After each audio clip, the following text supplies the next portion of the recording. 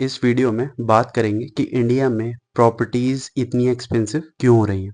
First point है rapid urbanisation and migration, तेजी से शहरीकरण और प्रवासन। इंडिया में अच्छी नौकरी और अच्छी लाइफस्टाइल की तलाश में रूरल एरिया से मेट्रो सिटी की ओर लोगों की बड़ी संख्या में माइग्रेशन चालू है। ये बढ़ती हुई अर्बन पॉपुलेशन आवास और कमर्शियल स्पेसेस की डिमांड को बढ़ाती है, जिससे प्रॉपर्टीज की वैल्यू बढ़ती है, खासकर प्राइम सिटीज और उसके आसपास के एरियाज में। मान लीजिए कि आप उत्तर प्रदेश के एक छोटे से गांव में रहते हो। गांव में खेती में कम इनकम होने के कारण आप अच्छी नौकरी की तलाश में दिल्ली जैसे बड़े शहर में आते हो। दिल्ली में आपको एक फैक्ट्री में काम मिल जाता है और आप हर महीने कुछ पैसे कमाने लगते हो। अब आप अकेले नहीं हो, आपके जैसे लाखों लोग हर साल गांव से शहरों की ओर माइग्रेट करते हैं। इस कारण से दिल्ली जैसी सिटीज में रहने वाले लोगों की संख्या बहुत तेजी से बढ़ती है। जब शहरों में रहने वाले लोगों की संख्या बढ़ती है तो उन्हें रहने के लिए घर और काम करने के लिए दुकानों और ऑफिस भी ज्यादा चाहिए होते हैं। इस बढ़ती डिमांड के कारण शहरों में जमीन और मकानों की कीमतें तेजी से बढ़ने लगती हैं। दिल्ली के आउटस्कर्ट में कुछ साल पहले जो जमीन सस्ती थी, अब वहां बहुत सारे घर और अपार्टमेंट बन गए हैं और उस जमीन की कीमत कई गुना बढ़ गई है। इसी तरह शहर के प्राइम मार्केट्स में दुकानों और ऑफिसों का किराया भी बहुत ज़्यादा बढ़ गया है, क्योंकि उनकी डिमांड बहुत ज़्यादा है। अब सवाल आता है कि चलो लोग आएंगे तो घर में रहेंगे भी। बेसिकली वो कहीं ना कहीं तो रहेंगे ही, पर ज़मीन का टुकड़ा होना ज़रूरी है। इसी से ये सवाल आता है कि उस ज़मीन की अफोर्डेबिलिटी कैसे मापी जाए। How to calculate affordability of a home. ये करने के लिए दो तरीके हैं। पहला, प्राइस टू इनकम रेशियो। इसमें price of 1000 square feet area लेना होता है, जिसको आप डिवाइड करेंगे by median income of a person. अगर price to income ratio less than 5 होगा किसी सिटी में, तो इसका मतलब है हाउस अफोर्डेबल है या जमीन का टुकड़ा अफोर्डेबल है। Centre of social and economic progress की रिपोर्ट के अकॉर्डिंग इंडिया का अफोर्डेबिलिटी रेट 2023 में पीटीआई निकल के, प्राइस टू इनकम रेशियो निकल के 11% का आया।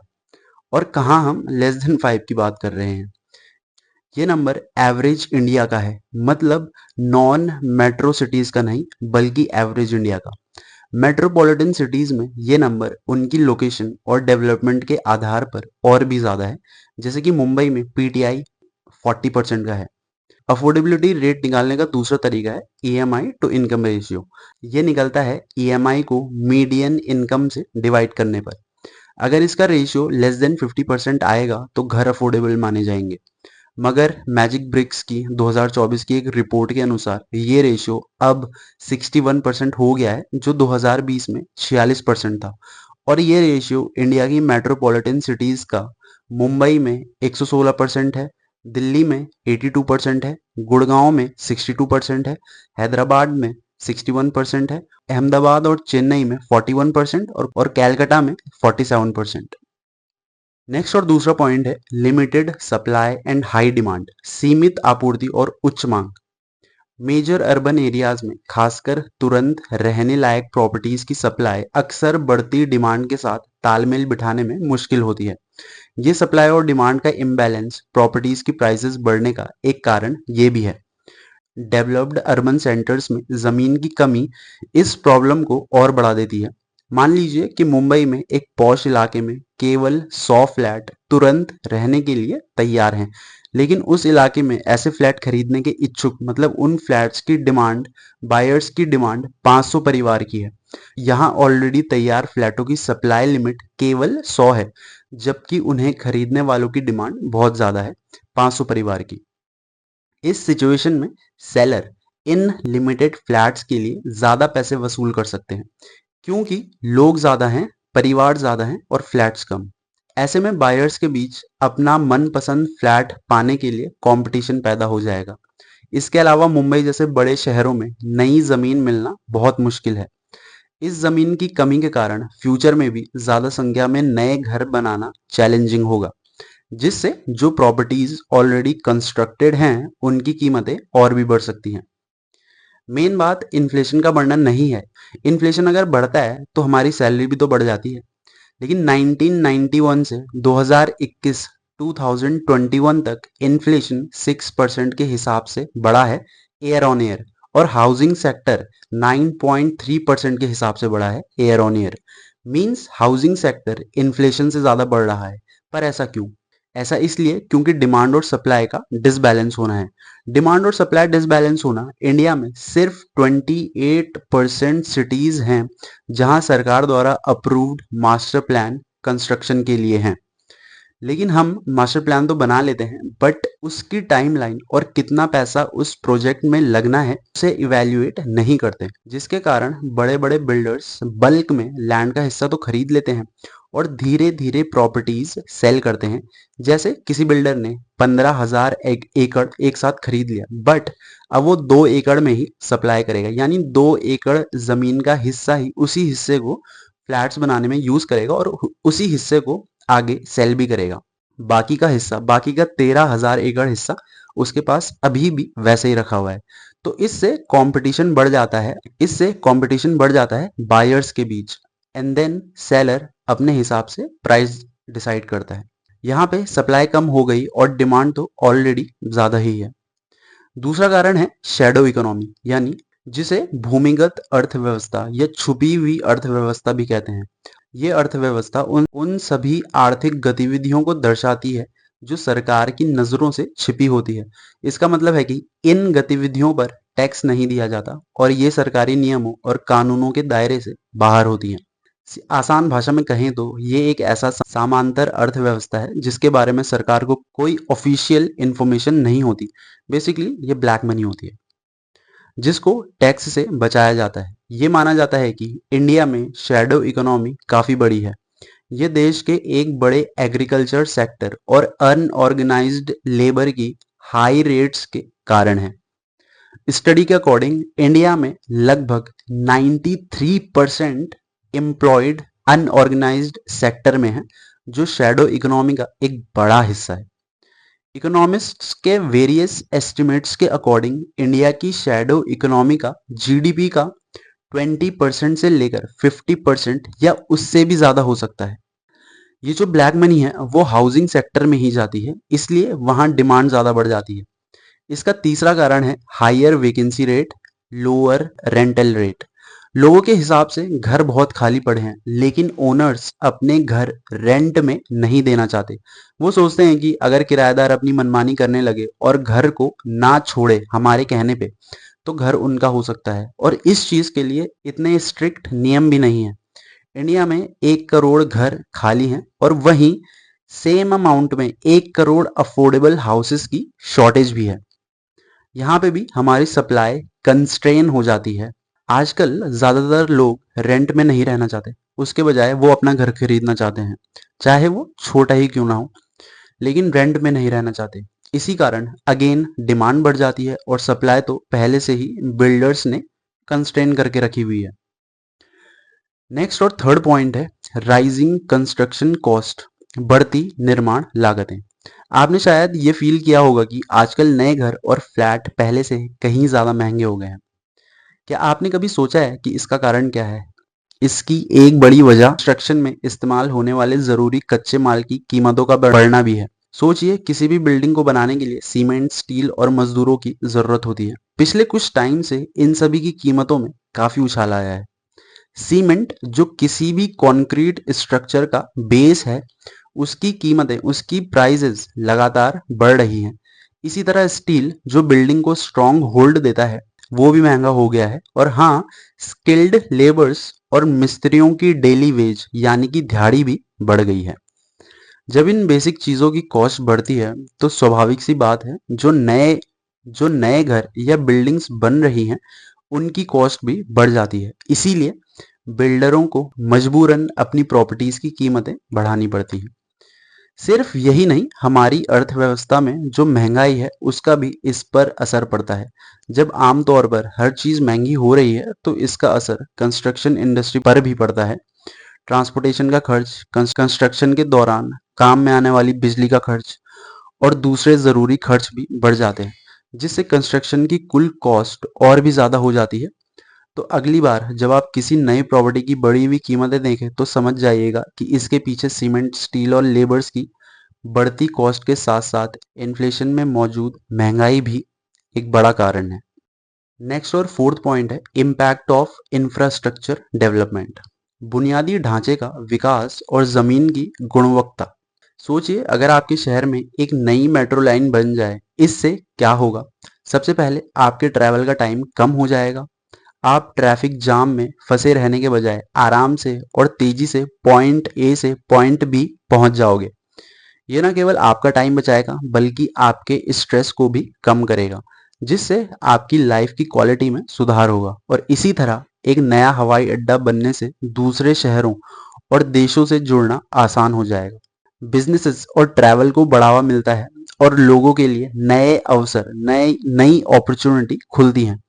अच्छी सड़कें और हाईवे सिटीज और गांवों को आपस में जोड़ती हैं, जिससे सामान और लोगों का आना जाना आसान हो जाता है। इससे बिजनेस बढ़ता है और ग्रामीण क्षेत्रों का डेवलपमेंट होता है। बेसिक स्ट्रक्चर का डेवलपमेंट प्रॉपर्टीज के प्राइसेस को कैसे प्रभावित करता है? जब किसी एरिया में मेट्रो लाइन, एयरपोर्ट या हाईवे जैसी फैसिलिटीज खुलती हैं तो उस एरिया की कनेक्टिविटी और रीच बढ़ जाती है। इसका मतलब है कि वो जगह घर बना के रहने और बिजनेस करने दोनों पहलुओं से ज्यादा अट्रैक्टिव हो जाती है। मान लो कि एक नया मेट्रो स्टेशन आपके घर के पास बनता है। अचानक आपके इलाके से शहर के दूसरे हिस्सों में जाना आसान हो जाएगा। इससे बहुत सारे लोग आपके इलाके में रहने या बिजनेस करने में इंटरेस्ट दिखाएंगे। इसी बढ़ी हुई डिमांड के कारण आपके घर और आसपास की बाकी की प्रॉपर्टीज के प्राइजेस बढ़ने लगेंगे। इसका एक बहुत अच्छा एग्जाम्पल है नोएडा में बन रहा जेवर इंटरनेशनल एयरपोर्ट।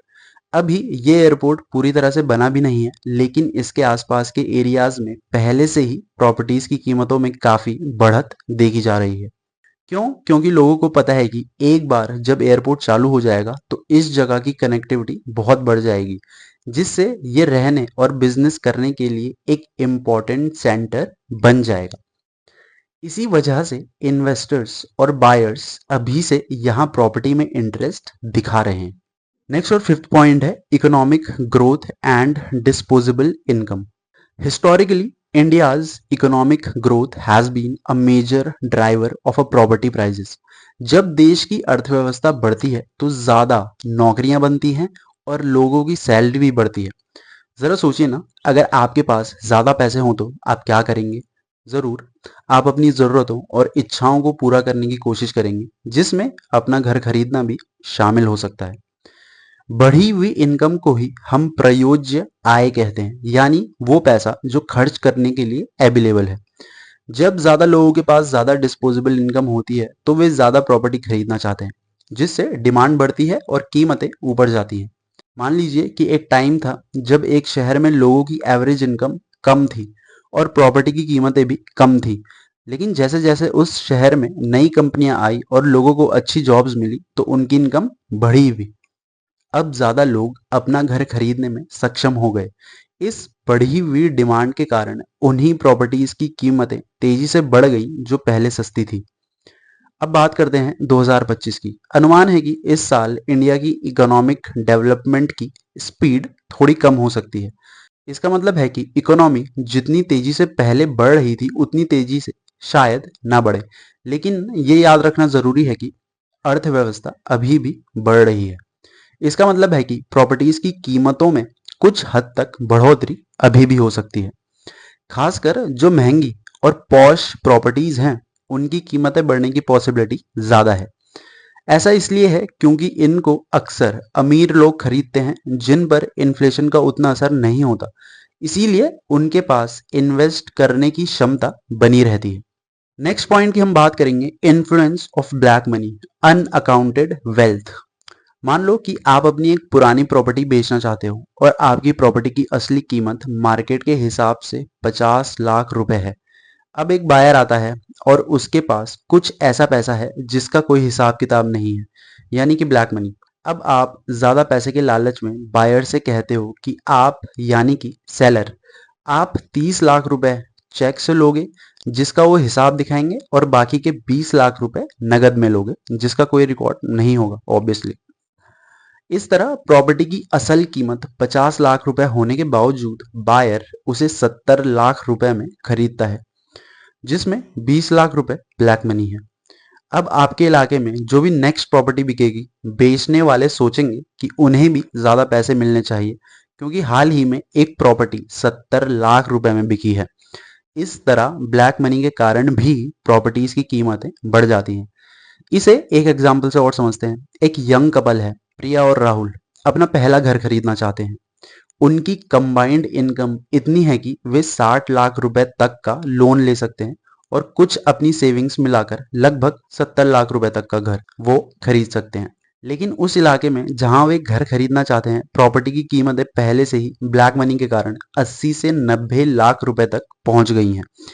अब प्रिया और राहुल के लिए उस इलाके में घर खरीदना मुश्किल हो जाता है, क्योंकि उनके पास उतना व्हाइट मनी नहीं है। उन्हें या तो अपनी पसंद का इलाका छोड़ना पड़ेगा, या फिर ज्यादा इंटरेस्ट पर लोन लेना पड़ेगा, या फिर घर खरीदने का सपना छोड़ना पड़ेगा। इस तरह ब्लैक मनी आम लोगों के लिए घर खरीदना महंगा और मुश्किल बना देता है। स्टडीज भी बताती हैं कि बहुत से भारतीय मानते हैं कि ब्लैक मनी आज भी रियल एस्टेट में एक बड़ी समस्या है।